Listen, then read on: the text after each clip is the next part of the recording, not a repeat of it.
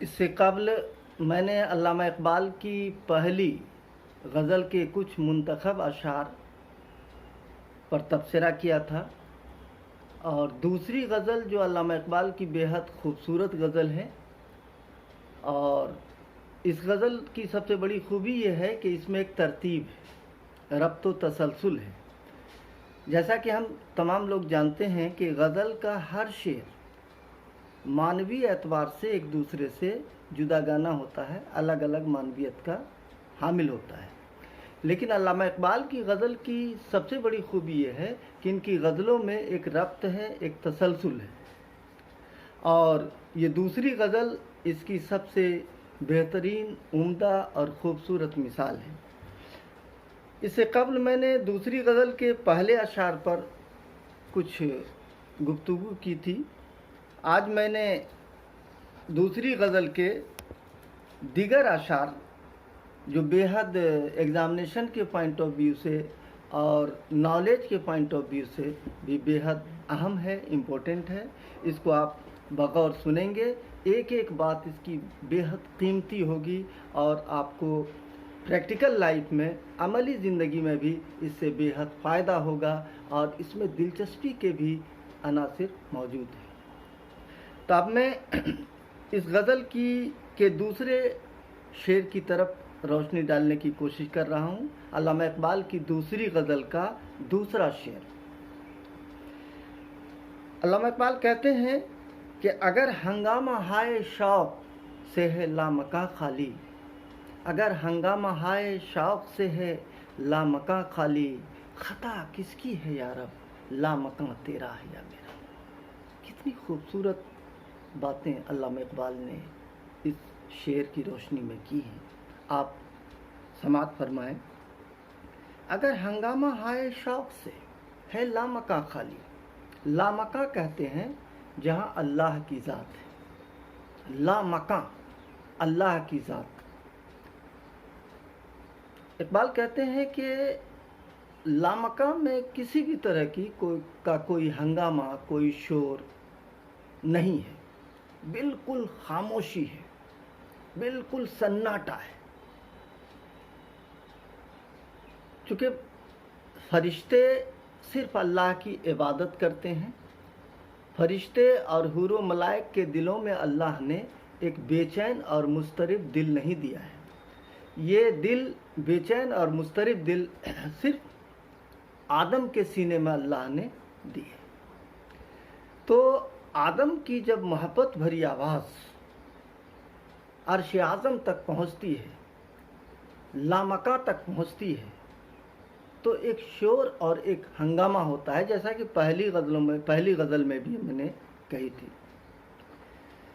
تو چونکہ لامکاں جہاں صرف فرشتے اللہ کی اطاعت، اس کی عبادت کے لیے مامور ہیں، تو وہاں کسی بھی طرح کا کوئی ہنگامہ، کوئی شور، کوئی محبت اور عشق بھری آواز نہیں سنائی دیتی ہے، وہ وہاں بالکل سناٹا ہے، خاموشی ہے۔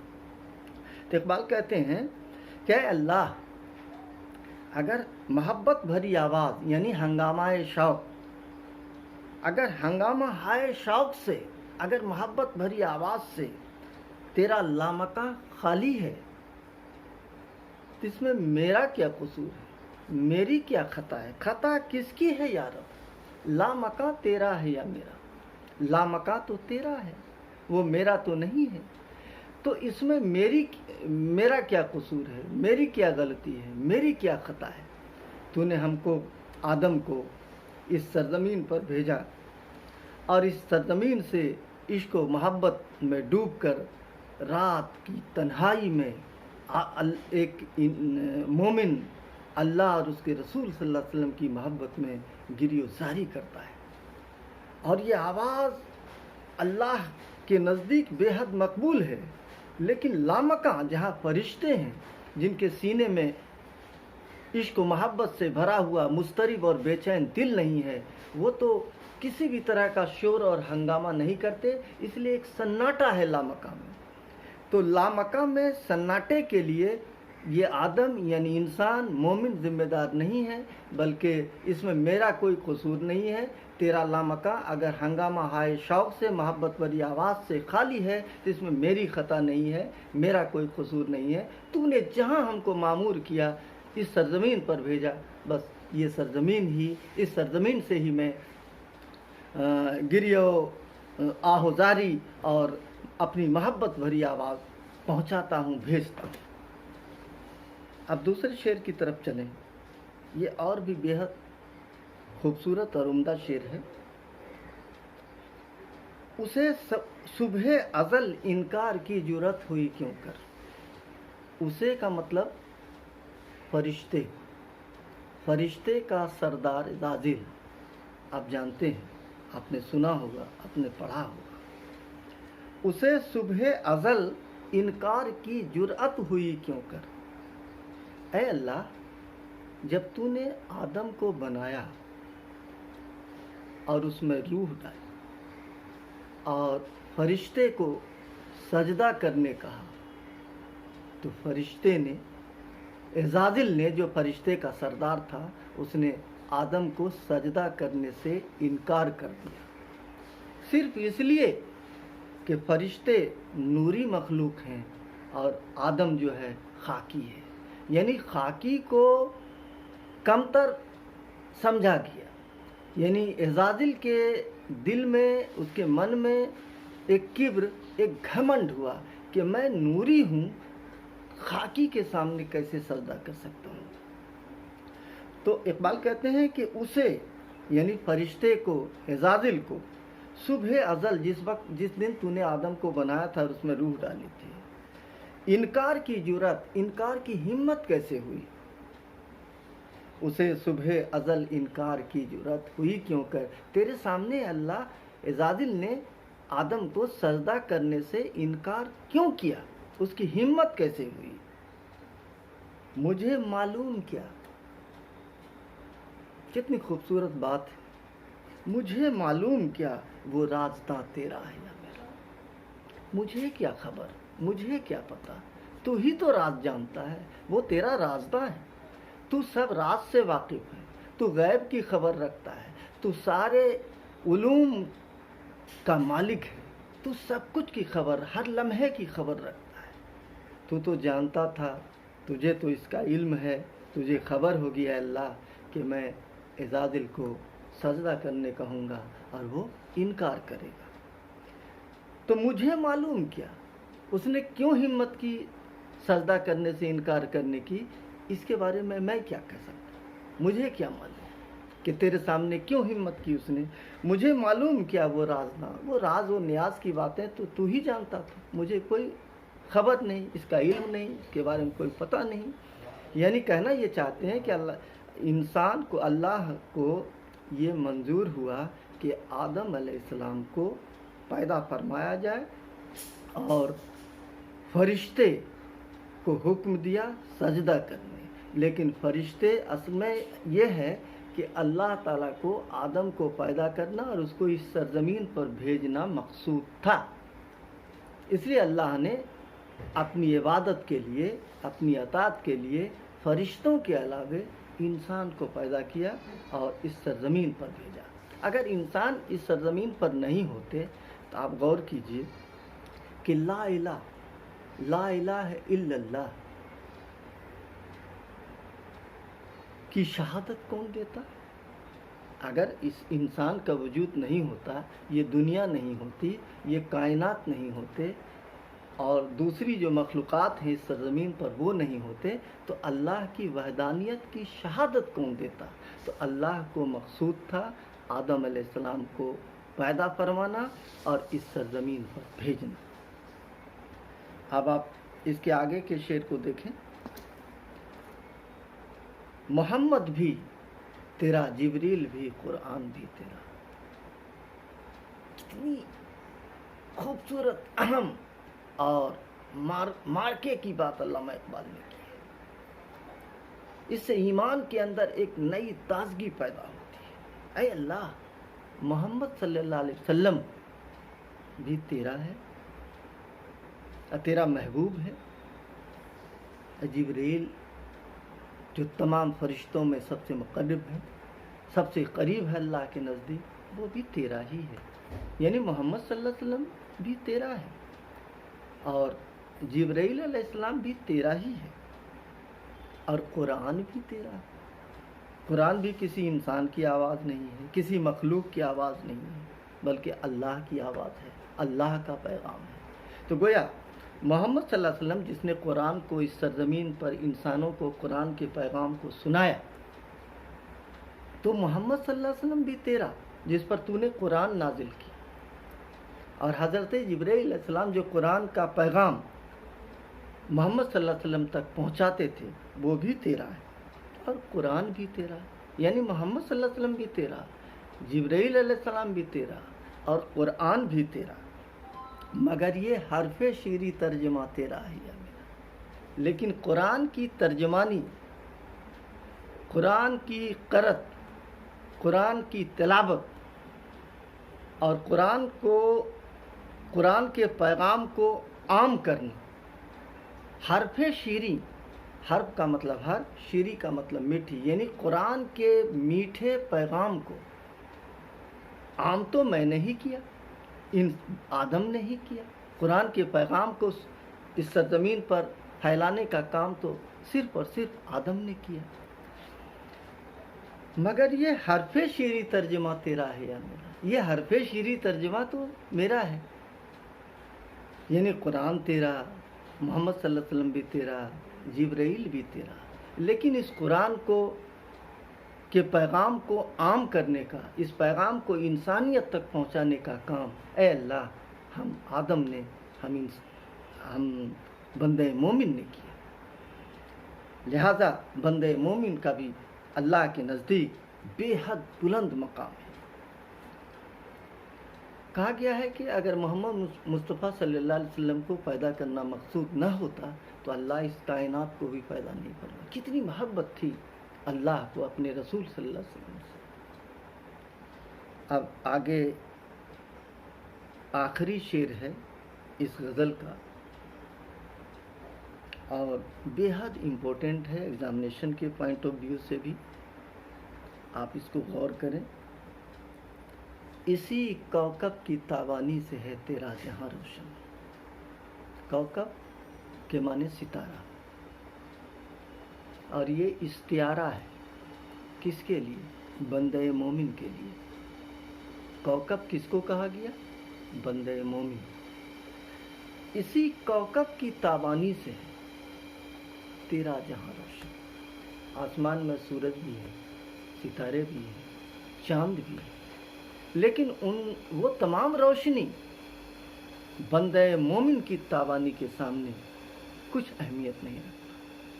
تو نے سب سے تابناک اور سب سے روشن اگر کسی کو بنایا، سب سے خوبصورت کسی کو بنایا تو وہ خلیفۃ الارض یعنی آدم کو بنایا۔ اسی کوكب، یہی ستارہ، یہی بندہ مومن کی تابانی سے،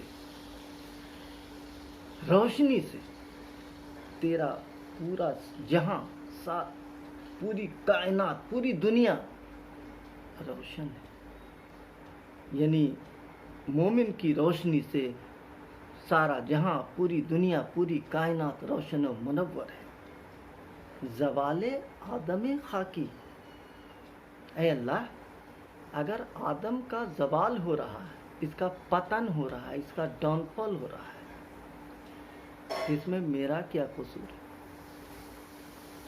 آدم بھی کو تو نے ہی پیدا کیا، اب تو ساری انسانیت کے ہر لمحے کا خالق ہے، ہر لمحے کا مالک ہے۔ زوال آدم خاکی یعنی انسان اگر زوال کی طرف جا رہا ہے، آدم اگر زوال کی طرف جا رہا ہے، پتن کی طرف جا رہا ہے، اندھیرے کی طرف جا رہا ہے، تو ضیاء تیرا ہے یا میرا؟ اس میں نقصان کس کا ہے؟ تیرا ہے یا میرا؟ ظاہر ہے کہ جب اسی کوكب کی تابانی سے تیرا جہاں روشن ہے تو ظاہر سی بات ہے کہ نقصان تو تیرا ہی ہے۔ اگر آدم آپس میں قتل و غارت گری کرتا ہے، آدم اگر انسانیت کا خون بہاتا ہے، تو یہ नुकसान आदम का नहीं, इंसान का नहीं, तेरा है, क्योंकि इसी कौकब की तावानी से है तेरा जहां रोशन। पहले शेर में मैंने कहा था कि अगर कजरों यानी टेढ़ी चाल, अंजुम आसमां तेरा है, मेरा आसमान पर सितारे की चाल टेढ़ी है, तो इसमें मेरा क्या? आसमान को तूने पैदा किया, पहला शेर है ये। आसमान को तूने पैदा किया, चांद सूरज तूने चमकाए, कहकशां जो यानी एक धब्बा धब्बा आसमान पर सितारे की तरह उत्तर से दक्षिण की तरफ, यानी उत्तर से यानी शुमाल से जुनूब की तरफ आप देखते हैं, यानी तारीक रातों में, अंधेरी रातों में, तो वो कहकशां, उसकी रफ्तार, उसकी चाल टेढ़ी है, टेढ़ा मेढ़ा, टेढ़ी मेढ़ी चाल, कजरो, कज मतलब टेढ़ा, रो मतलब कतार। अगर आसमान पर सितारे और दिगर जो रोशनी देने वाली चीज़ें तूने बनाई है, पैदा की है, उसकी रो, उसकी कतार अगर टेढ़ी है, तो मैं क्यों फिक्रमंद हूँ, मुझे क्यों फिक्र? इसलिए कि आसमान भी तूने बनाया, चांद तूने बनाया, कहकशां तूने बताया, सितारे तूने बनाया, इसमें मेरा क्या है? जहाँ तेरा है, आसमान तेरा है, सूरज तेरा है, चांद तेरे हैं, कहकशां और सितारे सब तेरे हैं, सबका मालिक, सबका खालिक तू ही है। तो गोया ये बहुत ही खूबसूरत गज़ल है अल्लामा इकबाल की, दूसरी गज़ल जिसका मैं जिक्र बार बार कर रहा हूँ। इसमें पूरी गज़ल में एक तरतीब है, और यह अल्लामा इकबाल की गज़ल की एक बहुत बड़ी खूबी है। उर्दू गज़ल की रिवायत रही है कि गज़ल का हर शेर एक दूसरे से मानवीय एतबार से अलग अलग होता है। शायर एक शेर में ज़मीन की बात करता है, दूसरे शेर में आसमान की बात करता है, एक में ज़िंदगी और खुशी और उम्मीद की बात करता है, दूसरे में नाउम्मीदी, कुनूतियत और न जाने क्या क्या बातें करने लगता है। तो गज़ल की रवायत रही है कि गज़ल का हर शेर मानवी एतबार से एक दूसरे से बिल्कुल अलग और जुदा गाना होता है। लेकिन अल्लामा इकबाल की गज़ल की सबसे बड़ी खूबी ये है कि अल्लामा इकबाल की गज़लों में एक रब्त है, एक तसलसल है, और इसे हम यूँ भी कह सकते हैं कि अल्लामा इकबाल ने उर्दू की गज़लिया रिवायत से, उर्दू की जो गज़लिया रिवायत रही है, इससे बगावत किया है, और एक नई राह, गज़ल के लिए एक नई राह अल्लामा इकबाल ने निकाली है। आप गौर करेंगे कि अल्लामा इकबाल की बांगे दरा की और बाले जिब्रील की बहुत सारी ऐसी नज़में हैं जिनमें तगज़्ज़ुल है, यानी नज़्म के अशार को आप पढ़ने के बाद महसूस करेंगे कि ये गज़ल के अशार है। जैसे मैं एक आध एग्ज़ाम्पल आपके सामने रखता हूँ। बांगे दरा की कोई नज़्म है, मेहंदी लगाए सूरज जब शाम की दुल्हन को, मेहंदी लगाए सूरज जब शाम की दुल्हन को, सुर्खी लिए सुनहरी हर फूल की कवा। ये नज़्म का शेर है, लेकिन आपको ऐसा महसूस होगा कि ये नज़्म का शेर नहीं है, ये खालिस गज़ल का शेर है। आप नज़्म माहिनों को लीजिए, पूरी की पूरी नज़्म ऐसा लगेगा कि गज़ल के रंग में डूबी हुई है। तो अल्लामा इकबाल की नज़्म निगारी की एक बड़ी खूबी है, इनकी नज़मों में तगज़्ज़ुल के अनासिर मिलते हैं, तगज़्ज़ुल का रंग मिलता है। और इनकी गज़लों की एक बड़ी खूबी है जिसको मैंने बार बार दोहराया है कि इसमें एक रब्त व तसलसल है, यानी इनकी गज़लों का, इनकी गज़लें जो है, इनके हर अशार एक दूसरे से बिल्कुल मुनफरिद और जुदा गाना नहीं है, बल्कि एक शेर की कड़ी दूसरे शेर की कड़ी से बिल्कुल मरबूत और मुनज़्ज़म है। यह अल्लामा इकबाल की गज़ल की बेहद बड़ी खूबी है। ये पूरे अशार को आप, दूसरी गज़ल के तमाम अशार को आप याद कर लें। अगर अल्लामा इकबाल की गज़ल गोई से मुताल्लिक़ कुछ सवालात आपको पूछे जाएं, तो आप अल्लामा इकबाल की इन गज़लों के, दूसरी गज़लों के, पहली गज़ल के भी कुछ अशार जिस पर मैंने इसे कबल तबसरा किया है, तो इसको आप कोट कर सकते हैं एग्ज़ामिनेशन में। और बेहद खूबसूरत ये गज़ल है, इस गज़ल के तमाम अशार को आप याद कर लीजिए, और हम समझते हैं कि कुछ न कुछ बातें समझ में आ ही गई होंगी। اگر ہنگامہ آئے شوق سے ہے لامکہ خالی، یعنی لامکہ جہاں اللہ کی ذات ہے وہ وہاں ایک سناٹا ہے، تو میرا کیا قصور؟ وہاں فرشتے کو تو نے رکھا ہے عبادت کے لیے، اور آدم کو زمین پر بھیجا، آدم زمین پر گری و زاری کرتا ہے، اللہ اور اس کے رسول صلی اللہ علیہ وسلم کی محبت میں روتا ہے، اور لامکہ اس سے خالی ہے۔ دوسری بات تو کہا کہ اسے صبح ازل، وہی اعزازل کی بات کی، اسے انکار کی ہمت کیسے ہوئی؟ اس کا مطلب تم جانتا تھا کہ ہم کہیں گے اور وہ انکار کرے گا۔ اور محمد بھی تیرا، جبریل بھی، قرآن بھی تیرا، یہ بھی سمجھ لے سب کچھ تیرا ہی ہے، لیکن قرآن کے پیغام کو ہم مومن قرآن کی تلاوت کرتے ہیں، اس کی تفسیر کو پیش کرتے ہیں، قرآن کے پیغام کو دنیا کے سامنے بھیجتے ہیں، یہ تو میرا ہے۔ اسی طرح سے کوکب والا جو آدم کو کہا گیا ہے، بندے مومن کے لیے اختیار آئے، یہ تمام اشعار کو میں نے مختصراً آپ کے سامنے، علامہ اقبال کے اشعار میں، علامہ اقبال کی شاعری میں اتنا ڈیپتھ ہے کہ اگر ایک ایک شعر پر بحث کی جائے تو گھنٹوں لگ جائیں گے، لیکن آپ کو ایگزامینیشن کے پوائنٹ آف ویو سے بھی اور کچھ جانکاری اور نالج کے پوائنٹ آف ویو سے بھی اتنی بات ہے۔